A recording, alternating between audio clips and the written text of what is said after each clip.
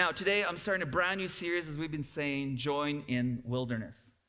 And one of the, outside of my funny story about grasslands, one of the realities of our faith, one of the realities of our life that really captivates me is how God, as we get to know Him, rather than shielding us or guarding us, protecting us from the wilderness, God is actually constantly leading us into the wilderness. The Bible does such a great job spelling out both the leading that happens, the encouragement to step into the wilderness, and just the reality that in life we will find ourselves in the desert kind of places. Places that feel desolate, lonely, harsh, and perhaps unfamiliar and dangerous. And it is in those moments in life and in our faith that we have the compulsion, we have the reaction to avoid or to escape, to run away to more familiar and safer places. So my hope for us is that we recognize that it is in the wilderness, in these dry, desolate, lonely places, that God actually does some of His best work. And the wilderness can become sacred, even if it remains dangerous. And as we look at the story of God, we will discover that there's no wilderness space too harsh or too threatening for God's love. So to start our journey, let's start with Jesus. Now, for Jesus, His journey to the wilderness actually begins with baptism. So since we're just before the start of Lent, we're going to start with the journey, with Jesus' story of baptism. So we read, "Then Jesus went from Galilee to the Jordan River to be baptized by John. But John tried to talk him out of it. 'I am the one who needs to be baptized by you,' he said. 'So why are you coming to me?' But Jesus said, 'It should be done, for we must carry out all that God requires.' So John agreed to baptize him. After his baptism, as Jesus came up out of the water, the heavens were opened, and he saw the Spirit of God descending like a dove and settling on him.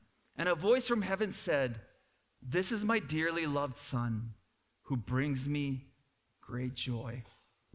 What a moment, right? What a beautiful story. He's born, we celebrated, he grew, he's baptized. Amazing. And then, right after this, we read, "Then Jesus was led by the Spirit into the wilderness to be tempted there by the devil. For 40 days and 40 nights he fasted and became very hungry." What? Jesus was just baptized. We just celebrated his birth. He's baptized. He's ready for ministry. What do you mean, God, you're leading him into the desert? Why are you leading him into the wilderness? Shouldn't this be a story that after baptism, this act of obedience and faithfulness, that Jesus' story would now unfold into his victorious abundance and success? Isn't that what we often tell people? Hey, believe in Jesus and life will be good. And yet after baptism, the Spirit of God, the same Spirit that descended on Jesus to say, "This is my Son, in whom I'm dearly pleased, who I dearly love," now sends him out. The same Spirit of God sends him out into the wilderness. What's going on here? Why is the Spirit leading Jesus to the wilderness? Now, to answer this question, and those of you who have been getting to know me know it's important to let Scripture interpret Scripture. To understand this fully, we must go back. We must just look back to see what is God doing in his story for him to lead his Son, Jesus, into the wilderness. So God leads Israel out of Egypt. And just one more thing, it's worth noting that Egypt in the Bible is both a physical place, it is a real location, it is where the Israelites were enslaved, but Egypt also represents this metaphorical way of living and thinking. Egypt in the Bible is also a place where we live antithetically opposed to God, live opposed to God's love, a place of slavery and bondage in our hearts and in our minds. So God saves his people out of Egypt and leads them through the Red Sea, baptizing them, and leads them into the wilderness.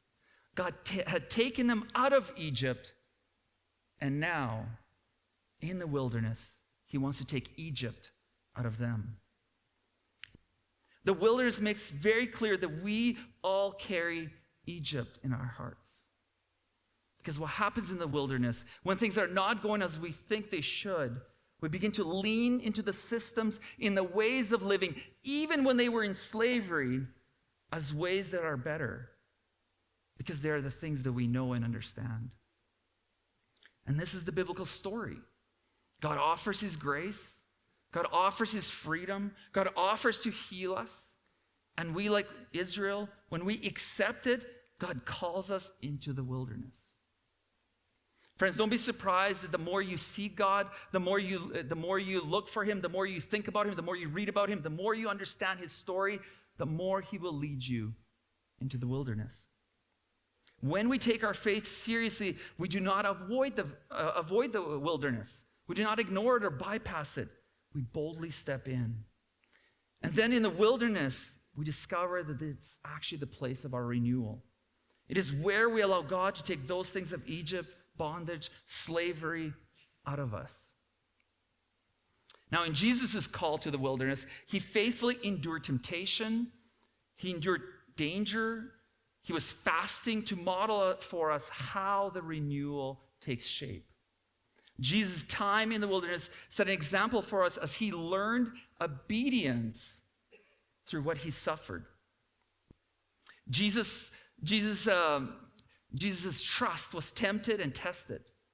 Will he trust that even in the pain of the wilderness, his Father's way was the best? Will he trust that? Will he believe that? Can we trust that in our pain and in our suffering, that God can actually be trusted? After all, this wilderness experience is disorientating, confusing, and frustrating. And yet Jesus' journey into the wilderness reminds us and teaches us that Jesus was tempted just as we are. Tempted to take matters into our own hands. Tempted to escape the wilderness. I don't need this. I was way better off in Egypt. So please hear this next part well. I don't say it lightly. I don't say it flippantly. But whether it is we find ourselves in a wilderness because of a health crisis, relational crisis, perhaps even financial crisis, one of the temptations we all wrestle with is to flee or to do it all on our own, managing life again with the systems we know.